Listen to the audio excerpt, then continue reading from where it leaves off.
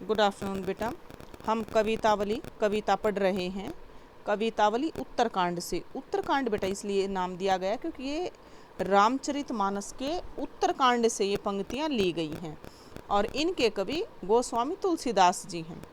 तुलसीदास जी बेटा राम भक्ति के प्रचार प्रसार करते थे और दूसरी तरफ इसी कविता में वो मुगल कालीन समाज की राजनीतिक, सामाजिक और आर्थिक स्थिति पर प्रकाश डालते हैं। ध्यान रखने की बात है, इस कविता में मुगल कालीन समाज की आर्थिक स्थिति पर प्रकाश डालते हुए कहते हैं, किसबी किसान कुल बनिक भिखारी, भाट चाकर चपलनट चोर चार छेठ की। बेटे मैं वर्ड मीनिंग पहले लिखवा चुकी हूँ, फिर भी लिखो। किसबी मजदूर, किसान कुल किसान का समाज, बनिक बनिया या व्यापारी, भिखारी भाट ये भिखारी मांगने वाले और भाट जाति होती है, चाकर नौकर, चपलनट बेटे बाजीगर, चोर और चार सेवक और चेठ की सेविका। लिखो। तुलसीदास जी इस कविता में मुगल कालीन समाज की आर्थिक और सामाजिक स्थिति पर प्रकाश डालते हुए कहते हैं कि संसार में मजदूर, किसान परिवार, व्यापारी, भिखारी, बाट, नौकर, चंचल बाजीगर, चोर, सेवक और सेविका आदि सभी पेट को पड़त अपने अपने पेट को भरने के लिए काम करते हैं। गुण गढ़त और अपने पेट को भरने के लिए ही वे अपने गुणों को गढ़ कर चढ़त गिरी, गिरी होता है बेटा पर्वत, अपने गुणों का प्रदर्शन करने के लिए वे पर्वतों पर भी चढ़ जाते हैं। अटत गहन घन और बेटा पेट को भरने के लिए वे शिकार के लिए अहन ए खेट की, शिकार ए खेट की होता है बेटा शिकारी। जिस प्रकार शिकारी घने जंगलों में भटकता रहता है और दिन भर शिकार करता रहता है, उसी प्रकार ये लोग भी ऊंचे नीचे कर्म, अपने पेट को भरने के लिए ऊंचे नीचे कर्म करते हैं। धर्म अधर्म करी और धर्म और अधर्म का काम करते हैं। पेट को ही पचत बेचत बेटा बेट की और पेट की भूख को शांत करने के लिए, पेट भरने के लिए ही लोग यहाँ तक कि अपने बेटे और बेटियों को भी बेच देते हैं। तुलसी बुझाई एक राम घनश्याम ही थे। यहाँ तुलसीदास जी कहते हैं बेटा पेट की आग इतनी भयंकर होती है, उसको तो सिर्फ भगवान राम रूपी नाम ही इस पेट की आग को मिटा सकता है। यानी कि हमारे लिए कितनी भी मुसीबतें, कितनी भी कठिनाइयाँ आ जाएं, स्वयं राम का नाम ही हमारी इन कठिनाइयों से हमें रक्षा करता है। अंत में कवि कहते हैं, आगी बड़ी बाविगिते बड़ी है आगी पेट की। बड़ बागिते लिखो बेटा समुंदर की आग, आगी आग, समुंदर की आग बड़ी है अगी पेट की, अगी आग पेट की। कवि यहाँ कहते हैं इस पेट की आग तो इतनी भयंकर है कि इसके सामने तो सागर के गर्भ की आग भी छोटी दिखाई देती है और इस आग को तो केवल राम रूपी घनश्याम ही इस आग को बुझा सकते हैं।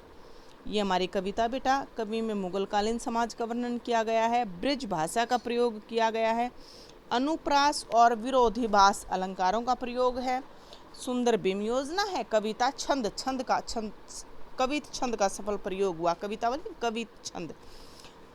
सेकंड स्टैंजा देखो बेटा, खेती ने किसान को, भिखारी को ने भीख।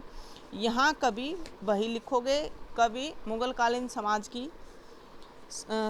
की गरीबी और बेरोजगारी का वर्णन करते हुए कहते हैं खेती ने किसान को। यहाँ खेती किसान को, गरीब किसान के लिए खेती नहीं है, भिखारी को ने भीख और भिखारी को भीख नहीं मिल रही है, और बली बनिक को बनीज और व्यापारियों को व्यापार नहीं मिल रहा है, न चाकर को चाकरी और न ही नौकर को उचित मजदूरी ही मिलती है। जीविका विहीन लोग, बेरोजगार लोग, शोधमान लोग, सीधमान सोच बस, बेरोजगार लोग बड़े ही दुखी और चिंतित हैं। कहे एक एकंसो, वो सभी मिलकर एक दूसरे से कहते हैं कि कहाँ जाई, अब हम कहाँ जाएं, का करी और क्या करें। प्रश्नात्मक अलंकार शैली का प्रयोग हुआ बेटा। वेदहु पुराणहु कही, अब ये कहता है कि वेद और पुराणों में कहा गया है। लोकहु बिलोकत, और इस लोक होता बेटा संसार, बिलोकत होता है देखना। वेदहु पुराण कही, वेद पुराणों में कहा गया है। लोकहु बिलोकत और संसार में देखा भी गया है कि सांवरे सब पे राम रावरे कृपा करी। भयंकर मुसीबत के समय तो केवल राम जी ही हमारी कृपा करते हैं, केवल राम जी ही हमारी कृपा कर सकते हैं। दारिद दसानन दबाई दुनी दीन बंधु। अब बेटा यहाँ ये कहते हैं कि हे राम कहता है कि हे दीन, आज समाज का प्रत्येक व्यक्ति दुखी है और इस गरीबी, दारिद दसानन होता है बेटा रावण, दारिद गरीबी, इस गरीबी रूपी रावण ने दबाई दुनी, इस संपूर्ण समाज को दबा रखा है। हे दीन बंधु, इस गरीबी रूपी रावण ने तो हम सबको दबा रखा है। दुरित दहन देखी तुलसी हाहा करी, और समाज के सभी लोग गरीबी से त्रस्त हैं। इसलिए प्रभु तुलसीदास जी प्रभु से प्रार्थना करते हुए कहते कि दुरित दहन देखी तुलसी हाहा करी, कि हम आपसे प्रार्थना करते हैं कि आप हम सबको इस गरीबी से बचाइए। अच्छा भाई, नेक्स्ट स्टेंजा देखिए। धूत कहो अवधूत कहो। धूत होता है बेटा त्याग दिया हुआ। अवधूत होता है बेटा सन्यासी। अब यहाँ तुलसीदास जी कहते हैं मुझे कोई दूत कहो, मुझे चाहे कोई दूत दगाबाज कहो या चालाक कहो। अवधूत कहो चाहे मुझे कोई साधु संत कहो। राजपूत कहो चाहे कोई मुझे राजपूत के समान वीर साहसी कहे। जुलाहा कहो कोई, या फिर कोई मुझे जुलाहा माने। काहू की बेटी सो बेटा न ब्याबे। मुझे इसके बारे में किसी से कोई लेना देना नहीं है। मुझे न तो किसी के अपने बेटे की शादी किसी की बेटी से शादी नहीं करनी है। काहू की जाति बिगाड़ने सोऊं, जिससे कि मेरी कोई जाति बिगड़ जाएगी। तुलसी सरनाम गुलाम है राम को। अब यहाँ तुलसीदास जी कहते हैं कि तुलसीदास जी तो स्वयं श्री राम जी के दास हैं। लोग मेरे बारे में जो कहीं वैसा कहते रहें, लेकिन मैं तो श्री राम जी का गुलाम है। जाके रुचि सो कहे कुछ ओ। मेरे बारे में जिसको जो कुछ कहना है वो वैसा ही कह सकता है। मांगे के खैबो, मैं तो मांग के खा लेता हूँ। मस्जिद को सोईबो, और मस्जिद को सो जाता हूँ। लेबो को एकू ने देबो को दो।